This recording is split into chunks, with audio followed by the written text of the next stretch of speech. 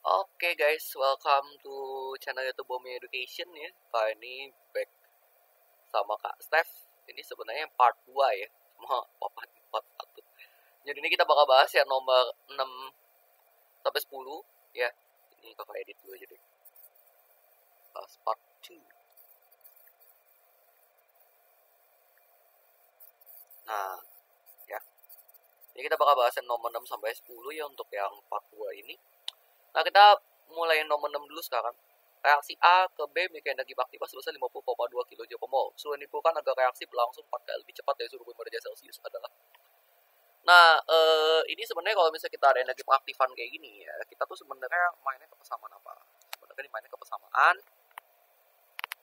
Arrhenius, ya. Dimana sebenarnya persamaan Arrhenius sih punya bentuk asli K sama dengan AE pangkat minus EA per RT, ya. Cuma kalau misalnya cuma ada dia cuma perlu 2 data doang gitu ya. Cuma ada 2 data yang diperbandingkan. Nah, usah ini kita bisa bikinnya jadi regresi linear, kita bisa ubah jadi bentuk len gitu.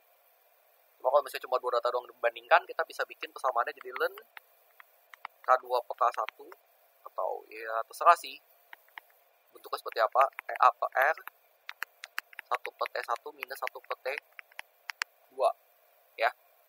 Cuma T-nya harus dalam Kelvin ya, suhunya. T-nya harus dalam Kelvin. Ya. R-nya pakai yang 8,314 Joule per mol Kelvin, ya. Nah, kita ini aja ya. Untuk ininya karena kan dia bilang reaksi bakal 4 kali lebih cepat dan sebenarnya R tuh banding lurus dengan K, ya. Jadi kita bisa tuliskan bahwa K2 itu sama dengan 4 kali K1, ya.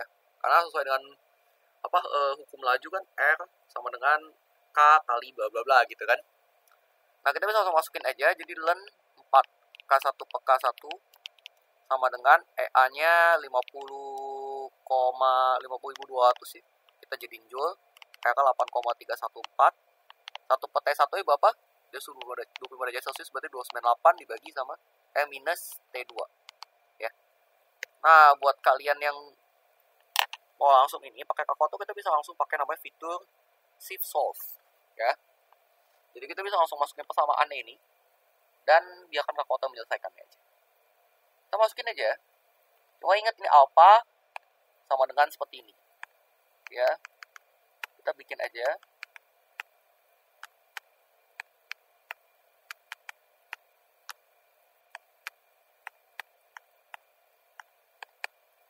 Sopo X kita dapat. Nah, langsung cepet kan? Jadi T2 nya sama dengan 300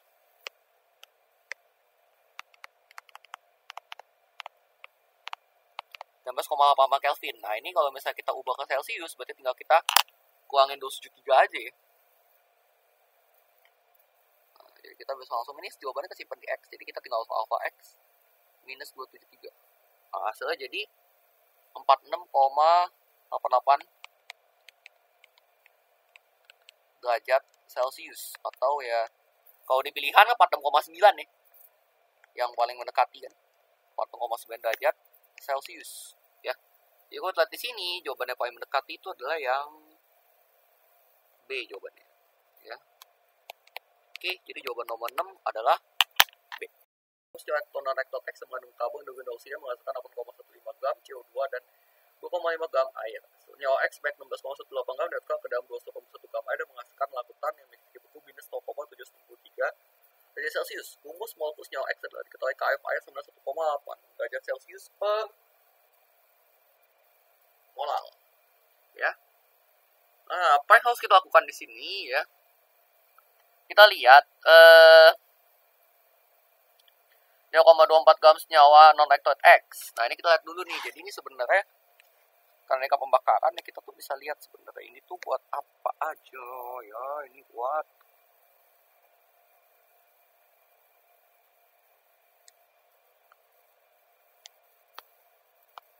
Ini buat rumus empiris ya.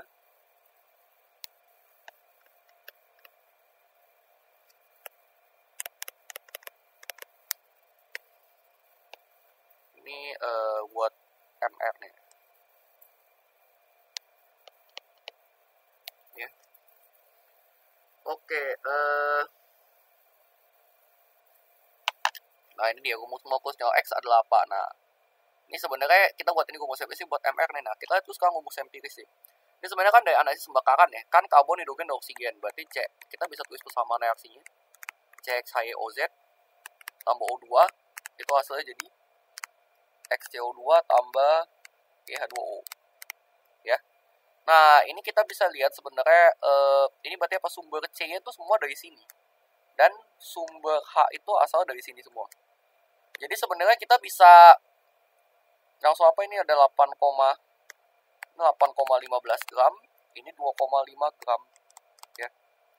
Nah, ini sebenarnya kita bisa langsung cari massa C dan massa H itu langsung ngeling ke sini. Kenapa? Karena memang semua C dan CO2 tuh berasal dari sini, dan semua H dari H2O berasal dari sini. Jadi kita bisa langsung ya, massa C itu berarti sama dengan apa? Kita bisa langsung aja ARC, karena kan cuma ada satu C doang nih, dibagi dengan MR CO2 kalikan dengan massa CO2. Ya, ini cara cepatnya ya.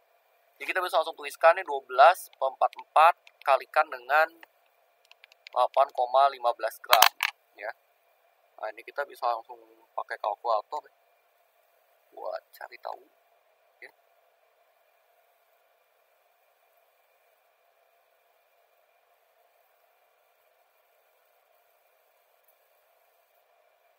Jadi kita langsung kalikan, dapatnya segini, 2,227 gram ya.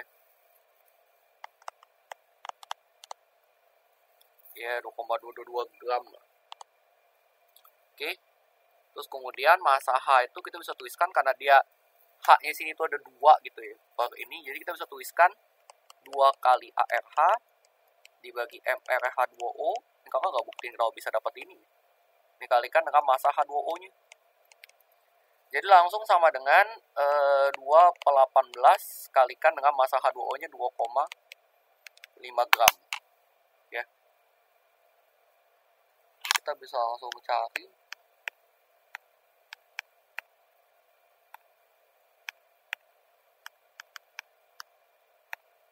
Satu. 0,27 gram. 278 gram ya, karena 277 gram. Nah, berarti kita tinggal kurangin aja. Ini massa oksigennya berarti sisa ya dong, bener gak? Sisa dari sini 3,24 ya. Nah,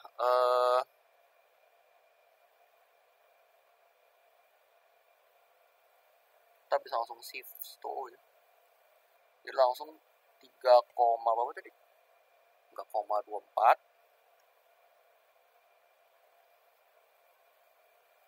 kurang alfa A, salah, alfa B, dapat 0,7394 gram ya.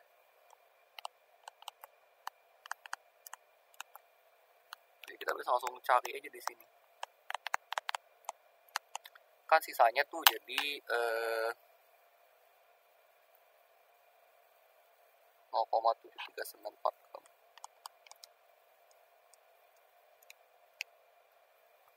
Oke, nah ini kita bisa hitung, dapatkan segini kan MCHO. Kita bisa hitung deh berarti CH dan O ya. Kita bisa langsung cari berarti C 2,223, H-nya 0,278, O-nya 0,7394. Nah, ini kita bisa langsung bagi dengan MR masing-masing supaya dapat mol. Bagi 12, bagi 1, bagi 16. Ya. Ini kita bisa langsung hitung. Ini kita shift store dulu ya. Oke, ini alpha A bagi 12, dapatnya 0,185. Kita save dulu.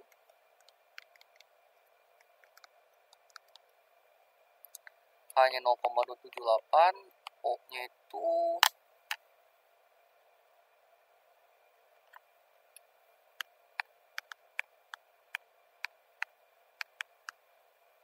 0,046225. Sorry ya, kita langsung baca bagian 16. Nah, 0,0462 ya. Nah, ini kita bisa langsung bagi dengan yang terkecil. Yang terkecil berarti apa? Yang terkecil ini kan. Ini kan yang terkecil. Kita cari yang mau terkecil, kita bagi aja langsung ya. Kita bagi 0,0462, bagi 0,0462. Ini bagi 0,0462 ya. Oke, kita langsung cari aja. Kalau misalnya kita hitung seperti ini berarti salah ya. Kita bagi dulu. Ini kita ya, oke. Kita bagi dulu alpha E dibagi dengan alpha D. Hasilnya jadi C-nya 4 nih. 4,0 Bapak itu bisa langsung dibuletin ke bawah. Kalau misalnya 4,5 jangan langsung dibuletin ke atas ya. Ataupun ke bawah. Nah, ini kita juga jangan lupa kita lihat ini alpha E-nya itu berarti alpha B per alpha D. Ya. H-nya 6,01 berarti 6. C4 H6O ya. Apakah ini langsung gumusnya? Belum tentu. Ya, enggak. Belum tentu ini gumus empirisnya. Kita masih belum tahu MR-nya berapa ini ya. Nah, kita bisa cari dulu MR-nya dari mana? Dari sini. Dari yang sebanyak 6,8 ini ya. Jadi ini penentuan gumus empirisnya.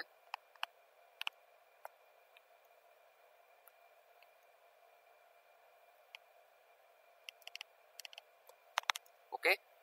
Nah, ini sekarang kita penentuan MR-nya ya.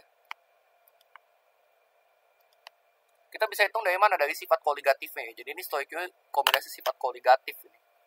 Dari MR ini. Nah, ini kita bisa tahu dong bahwa TF sama dengan KF kali M kali I ya. Cuma karena ini non elektrolit jadi sama dengan 1 ya. Karena non elektrolit tuh apa I-nya ya. Sorry, nol X-nya.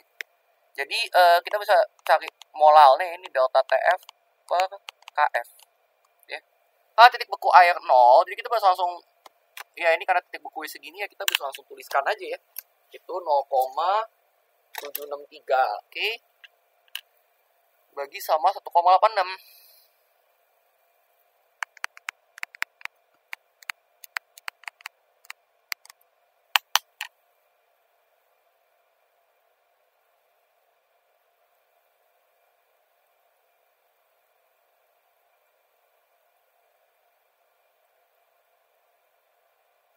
Nol koma 4102.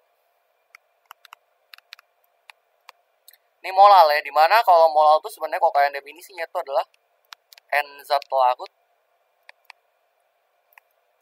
dibagi dengan massa pelarut tapi dalam satuan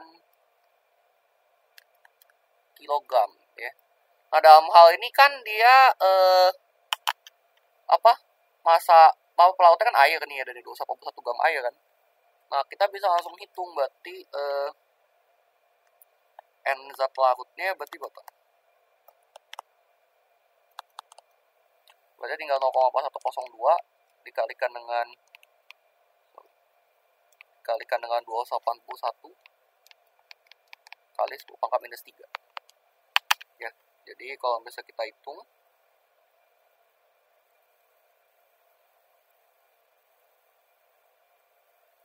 nah, kita dapat 0,1152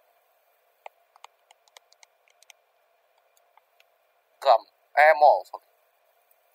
Kita bisa cari MR-nya ya. MR-nya tuh berarti Bapak. MR-nya dari sini. Nah, ini massa 16,128 gram kan. Ya udah, kita bisa masukin aja ya. MR-nya berarti 16,128 dibagi sama 0,1152 ya. Oke, kita tinggal hitung aja.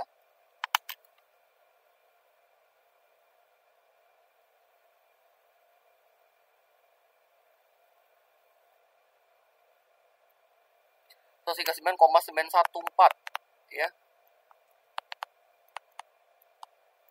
Gram mol. Nah, ini kalau misalnya karena MR rumus bisa bulat pasti ya. Ya paling 0,5, nah kita bisa buatin aja jadi 140 gram mol ya.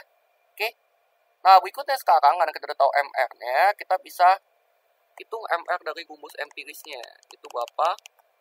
4 kali 12 tambah 6 tambah 16. itu hasilnya adalah 70 ya. 70 gram per mol. Habis itu kita bisa hitung ini 140 gram per mol kan. Maka berarti X itu sebenarnya penentuan ininya tuh adalah 2 kali lipat harusnya. Sehingga RM-nya rumus molekuler itu adalah C4H6O dikalikan 2. Hasilnya jadi berapa? C8H12O2. Ya. Sehingga jawabannya tepat untuk soal ini adalah yang E. Oke. Nah, itu jawabannya. Gampang nggak ya? Cuma agak nguli dikit aja. Oke, berikutnya soal nomor 8 nih. Di laboratorium itu sedia 2 utan asam monoprotik dengan pH yang beda, yaitu 4,12 lautan A, 5,76 lautan B. Jumlah lautan A ditambah ke dalam 520 ml lautan B, sehingga pH lautan menjadi 5,34. Jumlah lautan A digunakan sebanyak apa? Sebenarnya konsepnya gampang aja nih, kayak konsep pencampuran nih. Karena ini kan sama-sama asam monoprotik kan, jadi nggak ada yang lebih tinggi dong ininya, ya kan? Ya, dan cuma pH-nya beda aja gitu. Nah, dibilang ditambahkan ke dalam sini, sehingga pH lautan menjadi segini. Berarti ini kita anggap aja, ini konsentrasi, kita bisa anggap berarti gini, konsentrasi H plus di A itu sama dengan 10 pangkat minus 4,12 molar. Konsentrasi H plus di lautan B itu sama dengan 10 pangkat minus 5,76 molar. Ya. Terus H plus campurannya kita bisa lihat bahwa ini adalah 10 pangkat minus 5,34 molar, ya, molar, ya. Nah, ini kita bisa hitung ini ya. Berarti ini kan H plus campuran itu sebenarnya sama aja kayak molaritas campuran, no. Molaritas campuran itu berarti adalah apa? N total dibagi sama V total ya. Ya. Nah, berarti kita bisa hitung dong. Berarti ini sama dengan apa? PA kali MA tambah VB kali MB ya kan, karena mol don V kali M kan dibagi dengan VA plus VB sebenarnya. Kita bisa tuliskan seperti itu. Nah, jadi kita bisa langsung tulis aja nih, berarti H plus campurannya berapa? 10 pangkat minus 5,34 ya kan, sama dengan berapa? VA-nya yang kita nggak tahu kalikan dengan ini 10 pangkat minus 4,12 tambah VB-nya 528 kali 10 pangkat minus 5,76 dibagi PA tambah 528 mili. Ya. Nah, kita bisa hitung sini ya.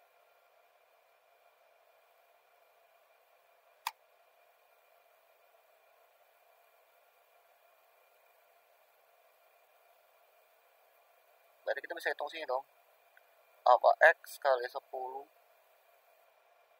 minus 4,12 tambah 528 kali 10 pangkat minus 5,76 dibagi alpha X tambah 528. Nah, ini kita bisa langsung solve aja. Kita dapat X-nya ternyata adalah VA-nya 20,98 mili, ya kan? K 20,98 mili. Nah, kita bisa lihat aja yang paling mendekati yang mana? Yang paling mendekati yang 21 mili, ya kan? Jadi jawabannya adalah yang A. Ya. Gampang banget kan soal nomor 8? Oke, sekarang nomor 9 ya. Pernyataan berikutnya dapat mengenai energi cut adalah, nah, energi cut digunakan untuk penentuan panas reaksi dalam fase gas. Iya benar ya, sebenarnya energi cut tuh lebih ideal kalau misalnya hanya bisa tentukan di fase gas ya. Kalau fase solid sama fase liquidnya nggak bisa. Ya, karena kita lebih sulit buat putusin kan. Energi yang dibutuhkan untuk memutuskan 3 ikatan NH pada molekul NH3 betul-betul sama karena 3 ikatan NH tersebut ekivalen. Benar memang, tapi pernyataan ini salah. Kenapa? Karena kalau kita putusin bisa NH3 gitu, kita putusin bertahap kan. Saya NH3 kita putusin satu ya kan. Kita putusin satu ya kan, dia putusinnya bisa macam-macam mekanismenya. Either dia seperti ini ya kan, atau bisa juga dia kayak gini. Misalkan seperti itu. Ya. Bisa aja jadi kayak gini kan.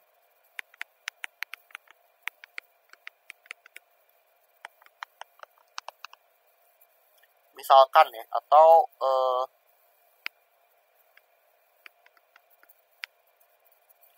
bisa juga ya dia kayak gini. Bisa seperti itu juga ya. Tapi apapun itu hasilnya, yang jelas itu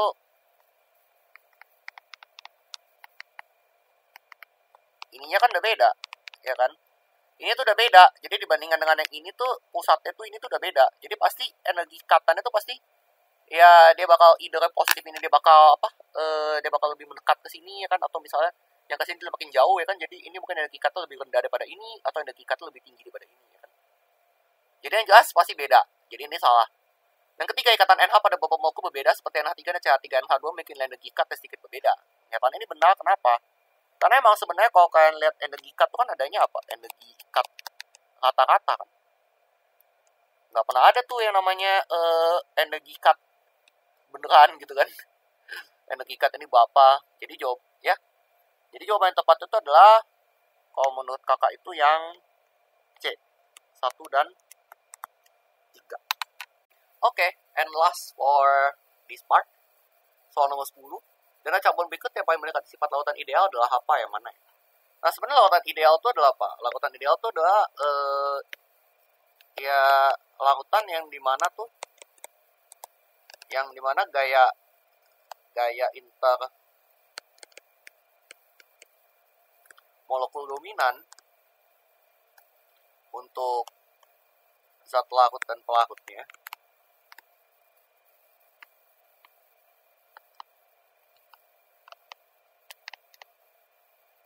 itu sama ya. Sama dalam arti sama jenisnya dan juga sama besarnya lah paling nggak intinya. Sebenarnya kalau jenisnya beda udah pasti besar beda ya. Gitu kan. Nah, jadi kita di sini sekarang yang main dominan apa? CH3COH dan H2O ya. Ini udah pasti dia ikatan hidrogen ya. Oke. Kalau ini dia NH3 dan CH3NH2 udah pasti ikatan hidrogen juga sama. Ini juga sama ikatan hidrogen. Ini apa? C6H6 dan ini adalah VDW, toluen dan benzen. Kalau ini udah jelas dia bukan larutan. Kenapa? Karena harus larutan tuh sifatnya apa? Harus like, dissolve like ya. Jadi harus yang itu prinsip pembuatan larutan.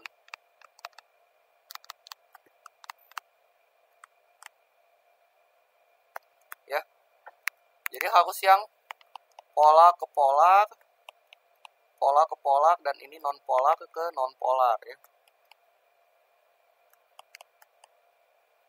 Kalau si fenol benzen ya, kenapa ini satu non polar ya kan, jelas non polar banget. Kalau fenol tuh kan masih ada alkohol ya. Itu tuh masih bisa dibilang polar sebenarnya. Sebenarnya nggak polar-polar banget sih, mungkin masih bisa larut ya, mungkin ya. Ya bisa sih larutan, oke lah kalau kita bilang larutan ya, tapi yang jelas dominannya beda. Yang satu itu dia ini VDW, yang satu ikatan hidrogen. Mungkin kita masih bisa bilang ini larutan ya. Kenapa? Karena masih ada C6H5 ya di sini ya. Tapi udah jelas ini bukan lautan ideal, jelas kenapa sih ini beda jauh.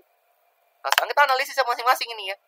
Yang D ini bisa dibilang sebenarnya VDW itu dia bergantung soal MR, cuma VDW itu besar antar ini nggak tahu beda jauh. Jadi ya kemungkinan besar ini ya.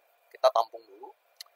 Yang D, CH3OH dan NH3 ikatan hidrogen, tapi yang jelas OH sama NH tuh ikatan hidrogennya beda jauh. Bagi NH3 3 ikatan NH. Yang OH cuma 1, dan OH tuh ikatan OH tuh bisa lebih besar. Jadi udah jelas ini pasti salah. Kemungkinan besar salah. NH3 sama CH3NH2, ini tuh ada sisi non polar ya, CH3. Dan itu bisa 3 di 2 ya. Beda tuh pasti cukup jauh, jadi ini salah juga. Akhirnya CH3COH sama H2O. Ini cuma bisa 1 ya. Ini 1, ini 2. Belum juga ini ada sisi ininya. Jadi pasti salah juga. Jadi kemungkinan besar yang benar itu adalah jawaban yang D ya. Jadi jawaban nomor 10 yang benar adalah yang D. Oke. Nah, sekian untuk pembahasan part 2 kali ini. Jangan lupa di like, comment, share, dan subscribe jika kalian merasa video ini manfaat ya guys. See you di next video. Bye.